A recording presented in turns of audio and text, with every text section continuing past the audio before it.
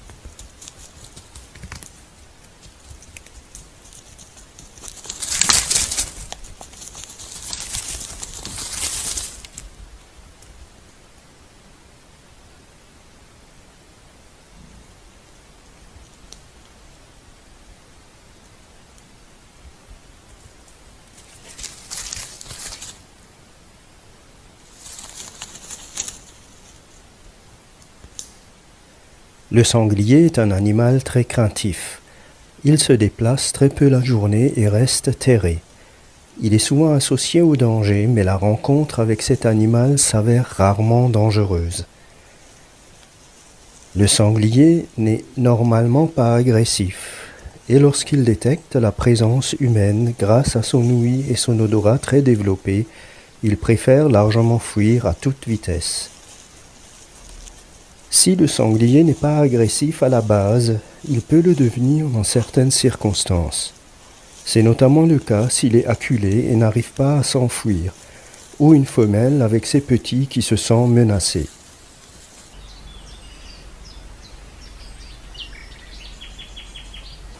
Probablement pour se protéger et se débarrasser des parasites, et parfois se rafraîchir, le sanglier aime à se vautrer dans la boue, dans ce qu'on nomme une souille.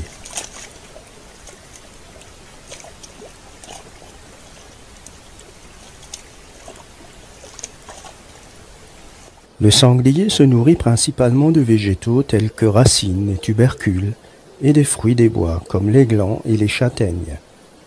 Mais les cultures agricoles constituent aussi un garde-manger facile d'accès pour lui. L'agrainage de dissuasion à titre préventif est autorisé pour éloigner les animaux des cultures agricoles.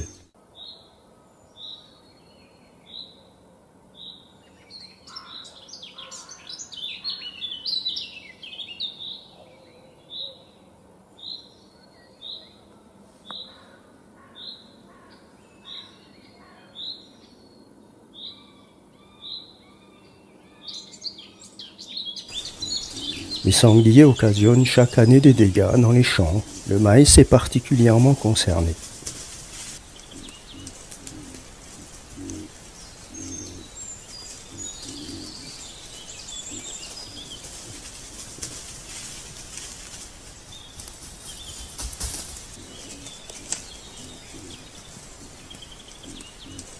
Dans son menu, on trouve aussi des insectes, des vers de terre et toutes sortes de petits animaux qu'il trouve en fouillant le sol avec son groin.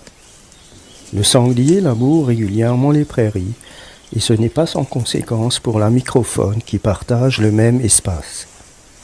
Il détruit sans distinction les habitats des insectes et petits mammifères comme les reptiles, les souris et batraciens. L'augmentation constante des populations de sangliers est un vrai problème pour l'équilibre de la nature. En l'absence des prédateurs naturels comme le lynx et le loup, la chasse est devenue une nécessité pour contenir et contrôler l'expansion et la surpopulation des suidés.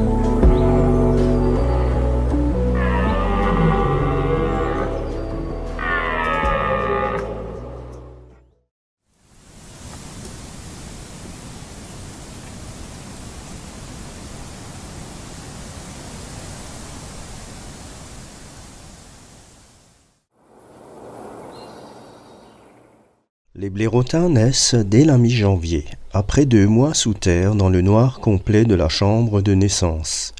La blairelle les conduit pour la première fois à l'extérieur du logis, découvrir de nouvelles sensations, faire connaissance avec l'espace naturel autour du terrier. Le blaireau est essentiellement nocturne. Très prudent, il sort de son habitat après s'être assuré qu'il n'y a pas de danger. Entre le mois de mai jusqu'à août, les journées étant plus longues, on peut espérer l'apercevoir avant la tombée de la nuit. Animal massif, trapu, court sur pattes, le blaireau peut atteindre à l'âge adulte environ 80 cm de long et peut peser entre 9 et 12 kg. Il est équipé d'une ouïe fine, d'un excellent odorat, mais sa vision est médiocre. Les blaireautins, de plus en plus vigoureux, sortent maintenant tous les soirs pour appréhender de plus en plus l'environnement proche du terrier et jouer. Bousculades et courses-poursuites sont au programme des jeux.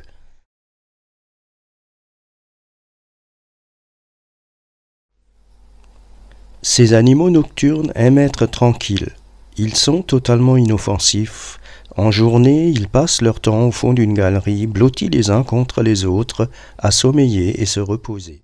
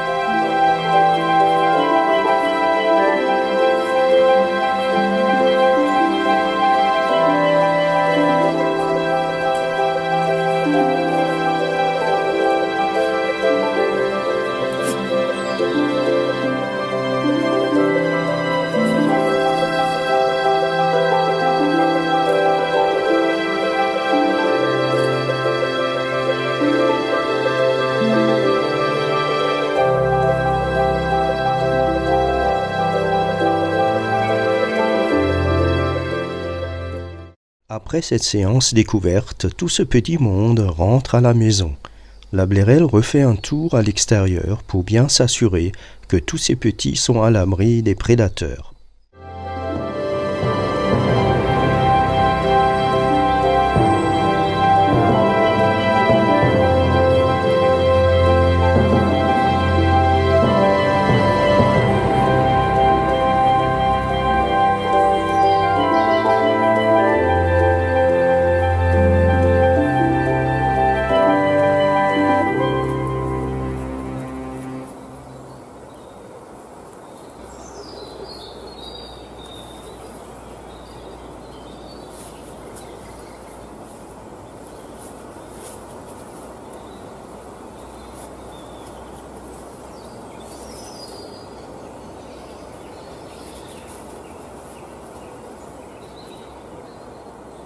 C'est en automne que le blaireau passe le plus de temps à se nourrir pour accumuler de la graisse en prévision de l'hiver.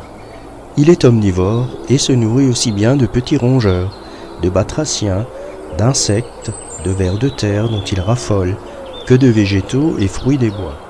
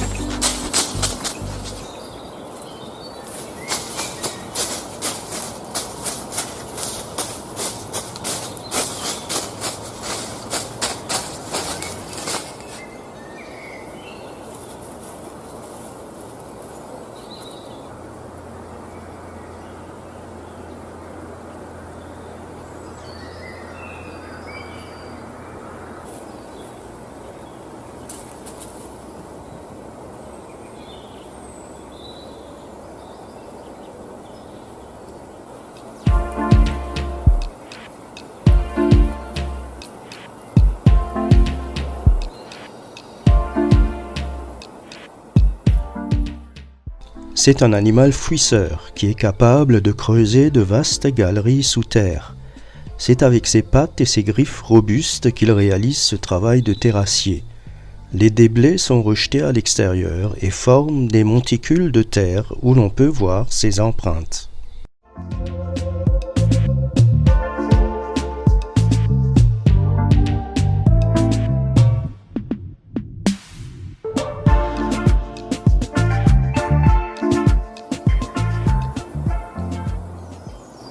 Les crottes sont déposées dans de petits trous non refermés appelés pots.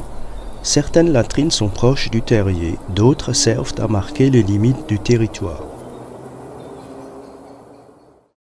Le terrier possède plusieurs entrées et comporte des galeries avec des chambres garnies de feuilles et d'herbes sèches qu'il récupère aux abords du gîte. Cette litière est renouvelée régulièrement.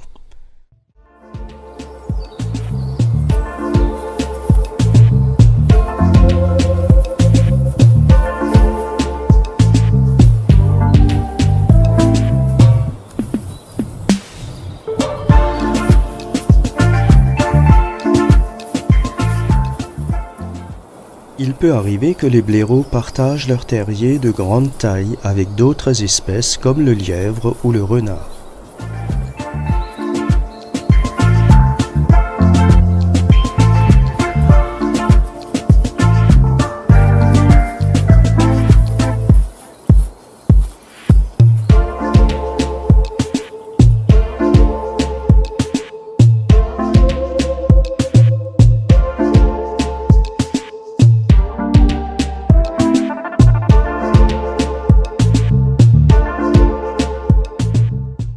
C'est avec son flair puissant qu'il détecte ses proies.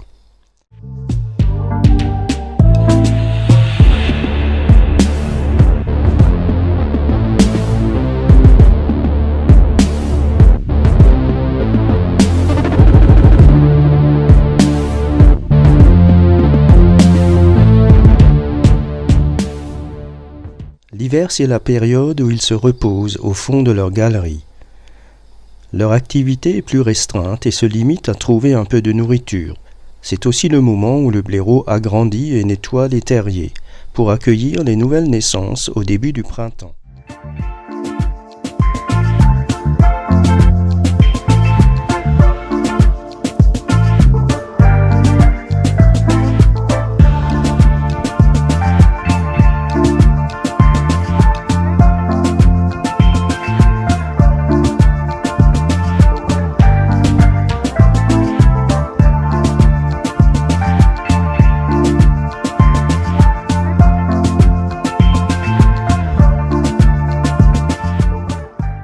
En France, le blaireau est toujours considéré comme du gibier, donc on peut le chasser contrairement à d'autres pays européens où il est protégé. Mais en France, un seul département le protège entièrement depuis 2003, c'est le Bas-Rhin. C'est ainsi que le blaireau est devenu au fil du temps, probablement à cause des dérangements dus à l'activité humaine, cet animal discret qui dort le jour et s'active la nuit pour subsister.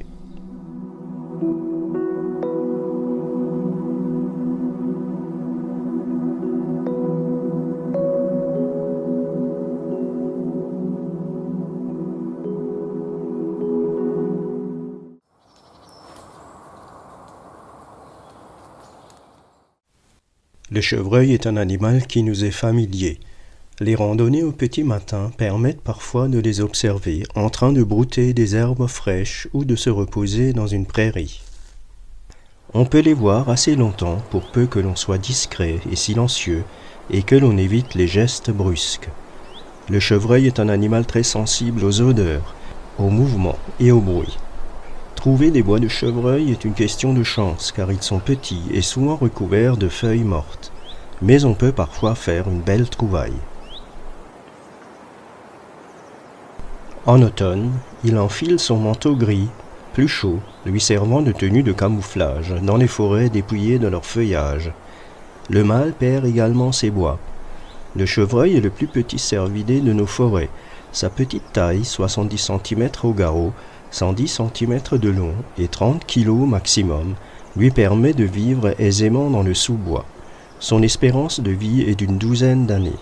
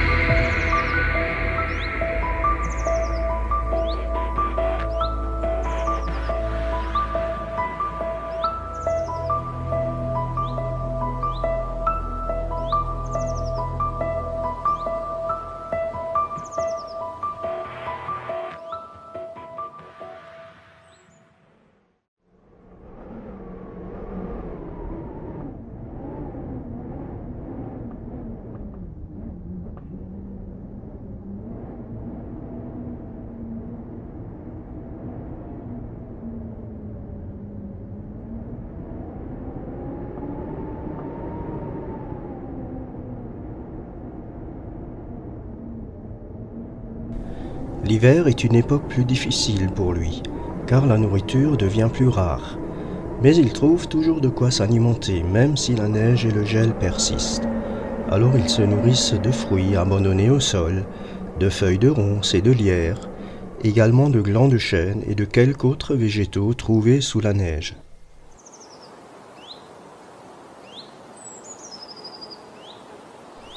Dans la famille chevreuil, on trouve le mâle appelé brocard, la femelle appelée chevrette, le petit appelé faon jusqu'à 6 mois et le jeune chevrillard de 6 mois à 1 an.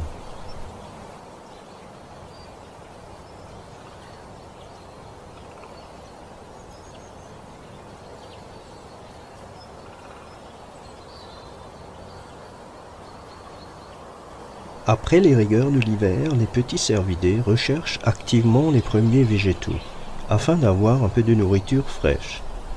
La fin de l'hiver est aussi le moment où les bois du brocard repoussent et sont recouverts d'une peau.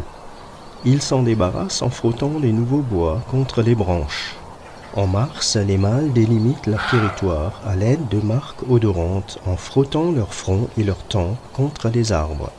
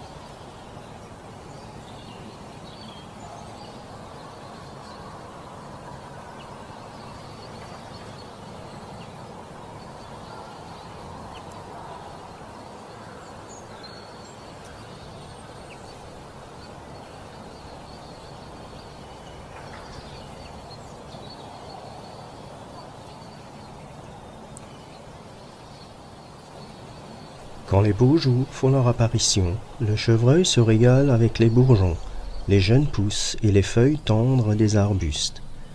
Au début du printemps, il mue et perd son chaud pelage d'hiver pour retrouver son court poil d'été plus roux.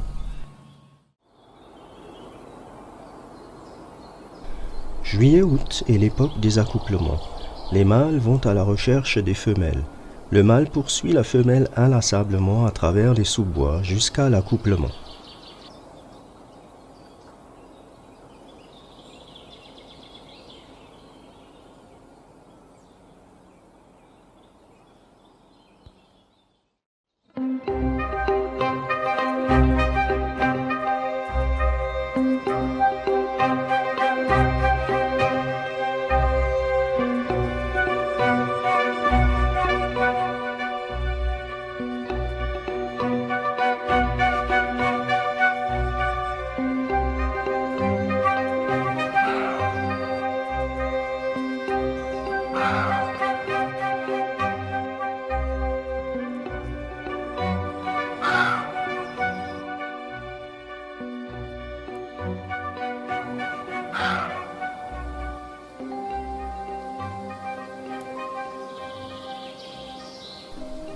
Très sensible aux moindres bruits et gestes, Dès qu'il se sent menacé, il lance des cris d'alarme qui ressemblent à un aboiement.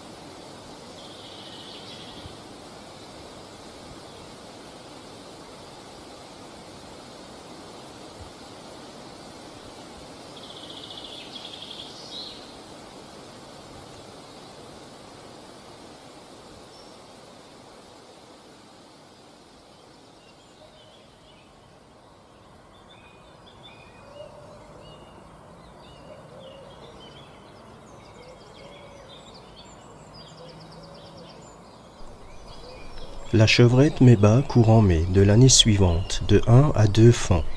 Le petit va rester seul les premiers jours, couché et immobile, sa mère ne venant le voir que pour l'allaiter et le nettoyer.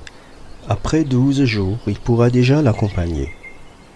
Les petits faons, lorsqu'ils sont nés, ont la particularité de n'avoir aucune odeur pour ne pas être repérés par d'éventuels prédateurs.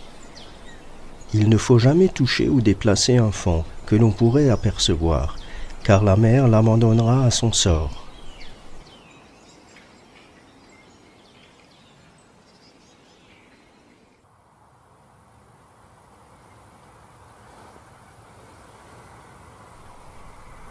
Parfois présents en trop grand nombre, ces animaux peuvent consommer en quantité importante les bourgeons et les jeunes pousses d'arbres, et peuvent donc porter atteinte à l'équilibre des écosystèmes forestiers.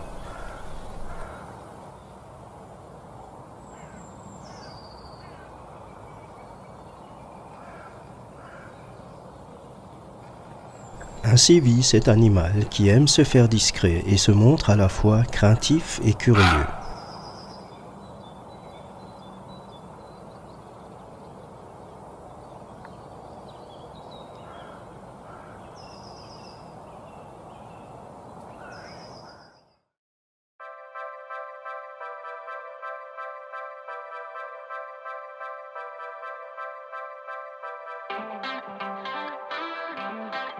Le chevreuil a un profil de sauteur. Il a les pattes arrière longues et puissantes et les pattes avant courtes. Il est capable d'effectuer des sauts de 2 mètres de haut et 6 mètres de long de jour et de nuit. Une fois lancé, le chevreuil peut atteindre des pointes de vitesse comprises entre 90 et 100 km/h. En endurance, lorsqu'il fuit des prédateurs, il peut facilement tenir une vitesse de 40 km/h sur de longues distances.